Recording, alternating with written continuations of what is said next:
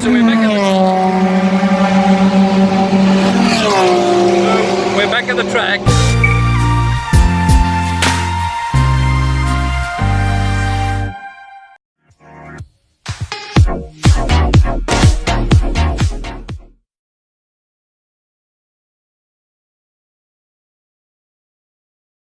So here we are at Lahore Airport, about to board our Malindo airline flight to Malaysia and then on to the Porsche track day. So hopefully I'll be on the plane soon and in the air and mining. So we're on the plane now, ready to take off, and hopefully next stop, Kuala Lumpur.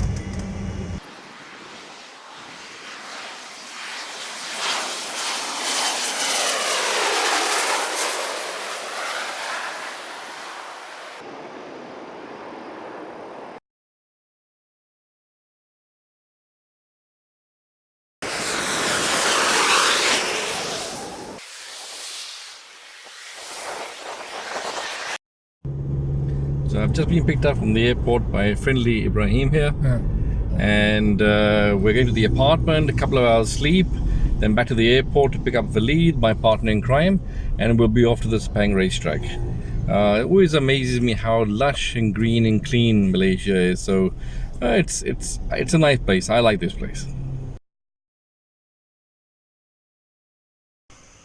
So gentlemen, this is the car. This is the car that we'll be racing on the racetrack.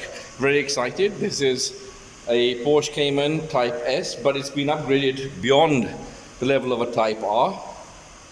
So with brakes, suspension, everything prepared for a racetrack. So this is going to be a lot of fun. Okay, I just put some petrol in the car, and I just want to show you something. I can't use the phone outside because but we've got 95 RON fuel with 97 RON fuel. And then we actually have racing fuel, and this is a regular pump. This is a normal pump, and I've got actual racing fuel that I can buy from a Shell pump. So let's talk a little bit about this Cayman. I mean, here it is just a fabulously easy car to drive. Very, very comfortable. If you see the controls, very, very simple controls, easy to read. Not a very exciting interior. I mean, classical, yes, but very black and dull. But all the major controls are to hand. The gear shifting and everything else seems to be perfectly placed. And although I haven't driven this particular car for nearly 2 years, within a few minutes you're back to driving it like it's like a second home. It's just that easy and that comfortable. So predictable. Lovely weight to the steering wheel. So you really get a feel of what the car is doing. The brakes are nice in the sense that they're not over servoed. So you have to stomp on them a little bit to brake, but you get the feeling that the car is under your control. As you're braking the car, it feels like, right, yes, it's doing exactly what you're asking it to do. So, absolutely a phenomenal place to be.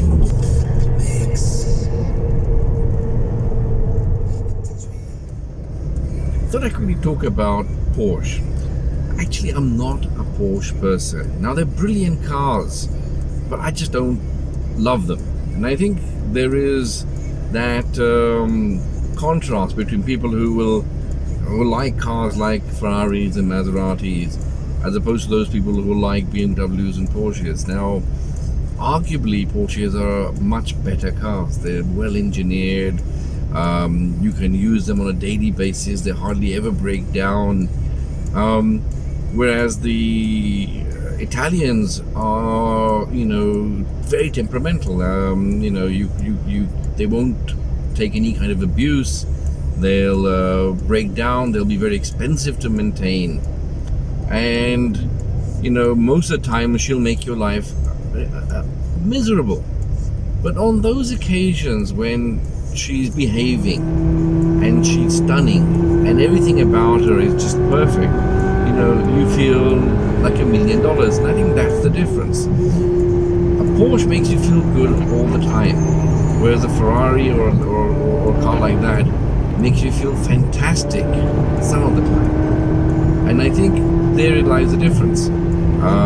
You know, personally, I would put up with all the temperamental and all the, heartache of owning a Ferrari for those times when you're driving down a country road and the engine is howling and the sensation that you're getting from it is just, amazing. And in fact, you'll see this because I'm in very much in the Ferrari camp, as you can see from my cap there. My friend and colleague Walid is very much a Porsche guy, so you'll see that come through. He's always hammering on about reliability and usage, whereas I'll always be talking about the romance and the drama, and again, I don't think there's a right or wrong answer in this. I think it's just your standpoint, where you are, and but I thought I'd be on. I'd come clean and say I'm not a Porsche guy up front. So, but like I said, I think they're brilliant cars, and you'll see that on this track day that probably this car will behave amazingly. So, but I wanted to just share that with you. A little more information about this particular Porsche. As you can see, this has got the paddle shifts, and it actually has the correct paddle shifts, which are plus on one side and minus on the other. Porsche had this terrible design initially where they had the gear changes on the actual steering wheel about here, and as you press it forward it would go down a gear, and press it up and it would go up a gear, which was very counterintuitive. I think this Ferrari-esque up and down shifters are much better, and they're beautifully balanced. I mean, it's a delight to press these buttons. We've got, of course, the very big rev counter right in the middle, and the speedometer on the left, and all the ancillary gauges on the right. Very clear, very easy to read. You have your navigation and audio screen in the middle, and you can see that in this particular case, being a Type S, we've got the Sports Plus, and exhaust buttons. Apart from that, there's not really that much more to the car, which is nice and simple, and as it should be for a sports car. We have 2 seats and a little bit of parcel shelf here. The engine, of course, is right here, right behind me in the middle.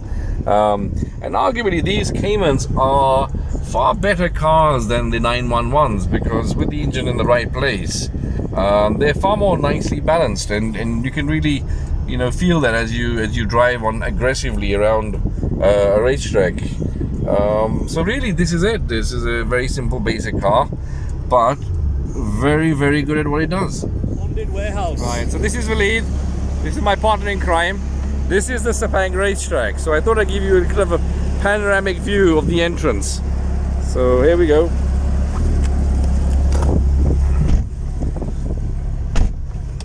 So this is my Porsche-loving friend, Walid. It's the only car worth having. And we'll talk more about that later. And here's our the entry into the Sepang racetrack. It's an absolutely magnificent facility. So here's our card, which gives us the rights to enter into the racetrack.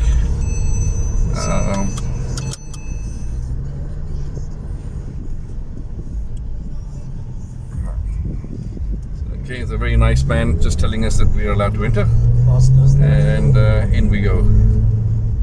So this is the pit lane in Sepang, on a very sunny day. You can see down, these are the actual race cars. Here's the stands behind me, and we've got some, you can see the beginning of the racetrack from there. Here's a small race team that's preparing. And you can see it's a Honda Civic that they're preparing. So, a lot of opportunity to do this in Pakistan, because this is pretty much the kind of cars we have there. Of course, we have some more exotic cars here than we do in Pakistan. But again, maybe we can bring some of these cars over as well. So we're just going through the registration process right now. This young lady has very kindly registered us for tonight's session. So here's a typical car for the racetrack. This is a K20 powered Honda Mugen from Japan. Now this car in fully race ready is about 25 lakh rupees, which is very, very cheap. This company here, they represent Dixel brake pads. So Dixel there, and they're doing some brake testing today while we'll be on the track. So it just shows you what kind of breadth of different cars you get. You can get very, very expensive cars, but you can get very cheap cars and use them on a racetrack quite effectively. So Billy, talk us through the modifications you made to this car. Okay, so this started life as a 2012 second generation Cayman 987. We've now got racing discs on it, ceramic rotors, ceramic brake pads.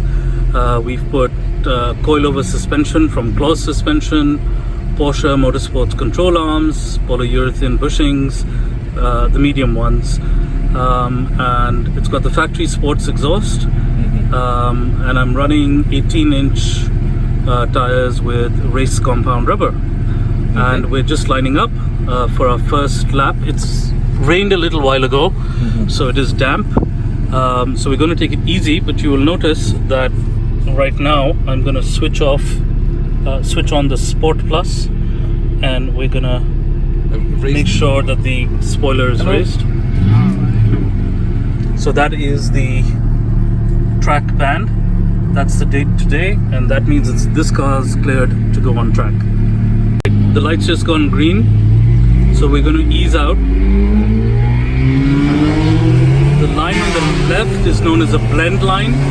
You can't cross that line until on the straight.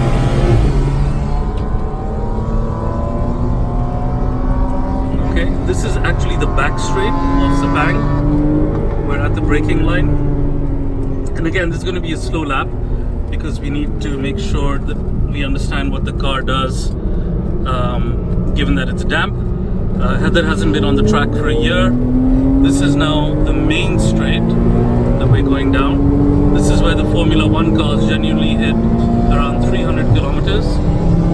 We are now crossing 160. And we're coming up to turn 1. So this is turn 1 of Sepang. It is a hairpin turn, and you've got to go, it's late braking, and you've got to go out and then turn in rapidly.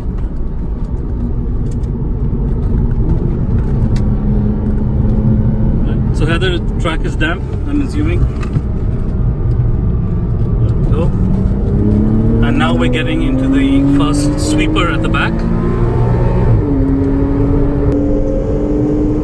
And actually not doing too badly. The track doesn't feel quite that wet. Although our brakes are probably going to take time to warm up.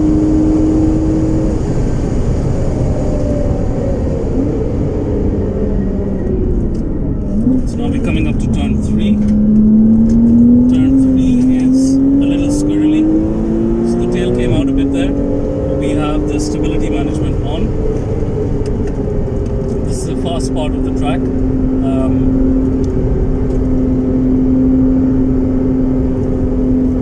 And again, going in through the back, I'm expecting the tail to come out a little bit here because we are running semi-slicks.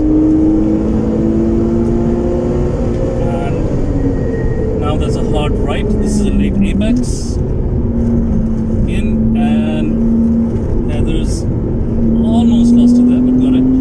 Thank you, Porsche Stability Management. Or is that Caymani Stability Management?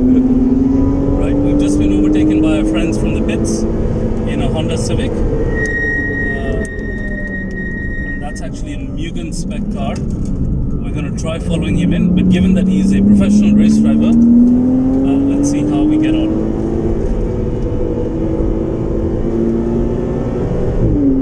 Alright. And obviously he's squirrely as well. That's interesting. Probably because he's nose heavy, I would imagine. It's still quite damp, the track. It's quite damp, and you can feel that the car is moving around quite a bit. So late apex is a tricky one. We've got to go all the way out and then in. And again, this is where we started. So just as we go past, I'll film the pits. So this is where we started. So that's 1, 4. So we're in the workshop of this outfit that do the brakes from Japan. And if you just want to have a look at some of the cars that got standing here, these are the cars they race themselves and they test their brake pads on these cars. So they'll have various brake surfaces and brake pads that they'll be testing. But wow, look at this. I mean, this is absolutely awesome. So this is the point I'm making. Is despite all his resistance, you've got Walid drooling over the Lamborghini. He's drooling over the Lamborghini, and this is the passion I was talking about earlier. They have a Porsche. So just in case you thought this GT was a standard car, it's not. This is an absolute race-prepared, probably $500 million beast. It's got the full roll cage inside there.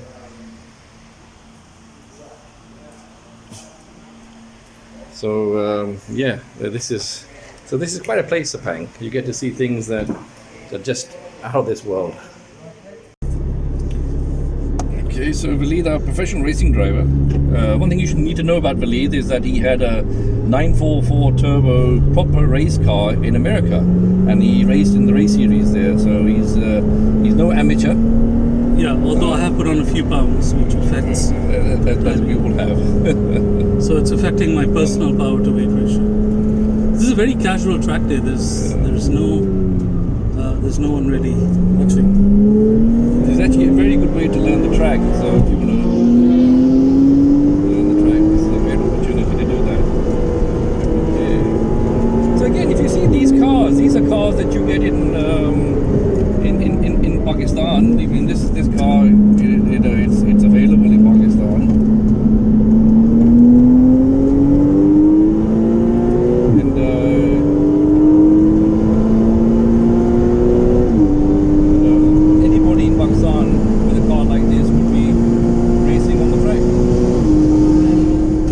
That Civic, right? We could have a Civic like that from Pakistan. There are tons of those. You don't even need to import the Mugen Civic. You can just come in with modify a local Civic. Yeah. There we go, Drift Kings. When in doubt, and when you're slow, just say you're drifting.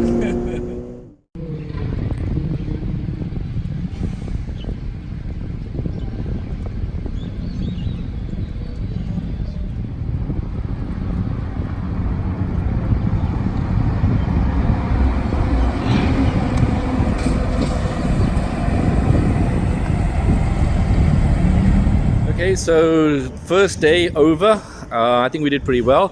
It was really interesting because, this track was wet and changes the whole dynamics of the racetrack. Very slippery, arguably more fun actually.